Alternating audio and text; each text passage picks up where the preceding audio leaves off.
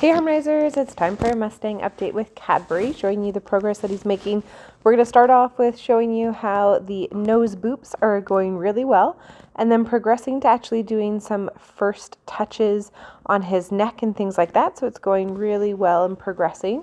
So this is him reaching out and just starting to figure out that I want him to just touch my hand and establishing that contact without biting.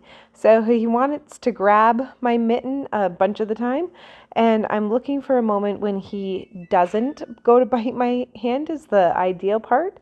But I can't like reprimand him or give a consequence because I don't want to deter him because he's already pretty skittish of coming over it, which is totally normal and fair with Mustangs.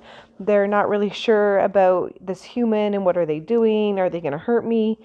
And some Mustangs are naturally more friendly, some are more cautious. It kind of depends on the horse. The Mustangs that are older and have been wild for longer tend to be more cautious, which is why a lot of the times if it's a young person, like let's say it's a junior getting a Mustang, they only let you take Mustangs under 2 years old. And this is kind of funny. I have to set up a new water for him because he keeps pooping in his other water. So I thought that was just a funny thing to share with you guys because he loves to stand with his butt to his water. And then his water kept freezing because then it wasn't getting used. So we started a new water for him. It's just like the joy of working with horses in the wintertime. It makes things a lot harder. So he has a new water trough getting filled up, which will have a heater in it. And then this part, I wanted to show you guys how like he's doing well with starting to learn to come to me to do those little nose boops. You can see here he's still backing up and looking away, so that shows lack of confidence a little bit. And then you'll see as this video goes on a little bit, you'll see me start to walk around. And so he's learning to track me, follow me, and to keep looking at me. And then because I reach out my hand for the touch, he's learning to reach forward to me or even come a couple steps forward, which is an important part of him learning that I want him to come to me. And this is even an important part there too, where as I'm walking around, he kind of turns to the side, but eventually he faces me pretty quickly. And this is all without whips, without chasing. This is just my body language walking around the horse and trying to use my body language to reward him and acknowledge when he's turning to look at me. And so he's starting to figure out to move his feet and to follow. And then I'm finishing with some hand touches or just some pauses to allow him time to think, depending on what's going on in the situation. So he's doing a really good job of getting those pieces together. And also as I'm going around, mixing it up from going to the right or to the left, I'm also getting a feel for which side is he more comfortable on. Is he easier to get to do the touches from the right side or the left side? All of those pieces are important and helpful because when I start to go to rub him, it's going to really dictate what I do because I try to listen to the horse's body language of what he's saying he's more comfortable with and starting with that rather than going to the hardest thing first. And it's just like with anything in learning, we want to start with the things that are easier so that way we can build up the confidence. And then that way when we get to the harder things, the horse is willing to try or willing to tolerate whatever it is that we're doing with them, which is an important piece because I want him to be okay. And here you can see he's taking a moment to lick and chew. So he's like looking off to the side, but he's having a really good lick and chew, lowering of the head, like his whole posture is looking a lot more relaxed. And so I'm standing off to the side, just allowing him time to process and have all of that. It's important that when horses are thinking and processing, that we're not interrupting that process by trying to do something else with them, because then it interrupts them from fully going into that thinking frame of mind and really thinking about what just happened. So allowing the horse time to really process is super important. And you can see how he's doing that licking and chewing. There's even blinking going on. All of those things are really great. So I just kind of hang out for a little bit while he's doing that. And then I think that's a great note to end this particular session on. So we're going to flip to a different session now. This is where I'm starting to do touches. And for whatever reason, he is most comfortable in the shelter. This is where he allows me to approach him the easiest and to be able to pet him. So we start off with that little nose touch that we'd been working on because it establishes consent to touch or to reach out, like he's not standing there shaking, quivering in fear for me coming over. So it's important that we have that first.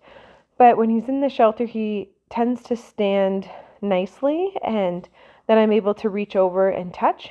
And it's a little harder to see in the video with it being a little bit zoomed out or like not super close there, but I can tell that he's a little bit tense and he's a little bit braced in his body language.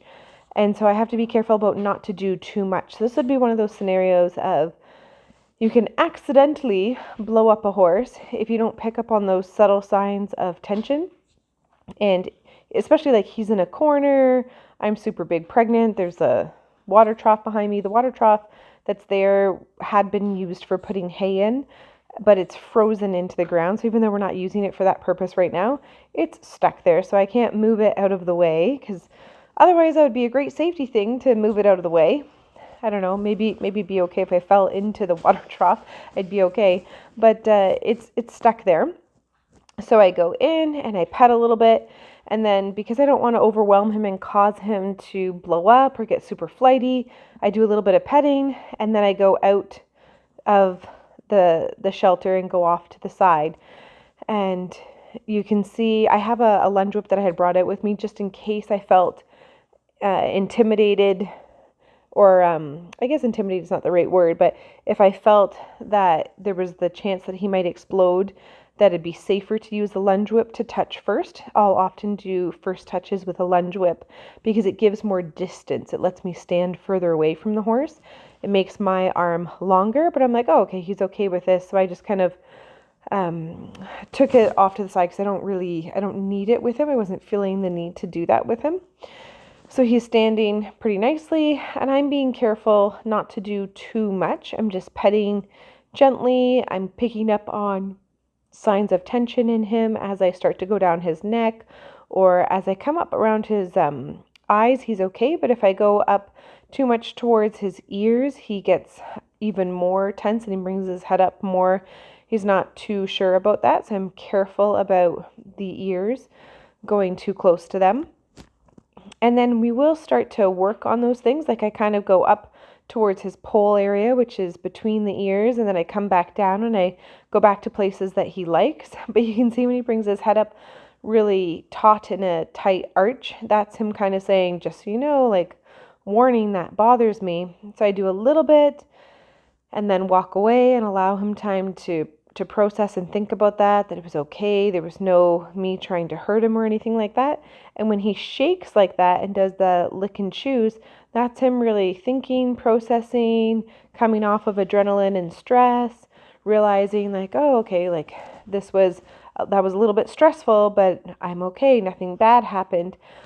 And so like I was saying earlier in the video, I want to really allow him time to finish having his licks and chews or any stress releasing that he wants to do, because then it means that when I go in to do a little bit more, we have the benefit of all of that. So you can see I come towards him and he's pretty alert, like he's looking at me and he's unsure what exactly is happening.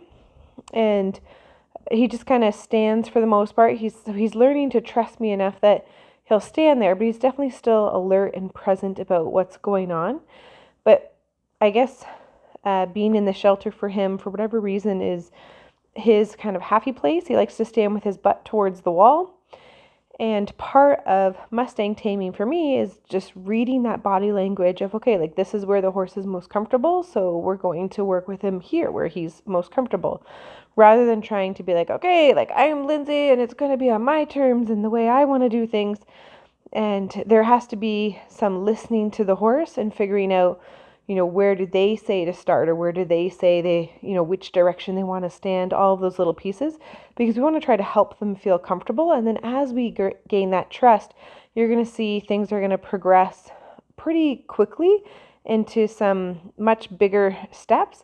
But in the beginning, things can often start really slow. And then this is the footage sped up times 4, just to kind of give you an idea of just how much time I spend of just like literally go in, repeat, pet a little bit, go out, like allow him all that time to think through different things. And then I wanted to just turn the camera and show you guys that literally it's an open pen with a big round bale, so he could have left at any time, but he didn't. So I hope you guys enjoyed. Remember to subscribe and check out harmonyhorsemanship.com for even more learning.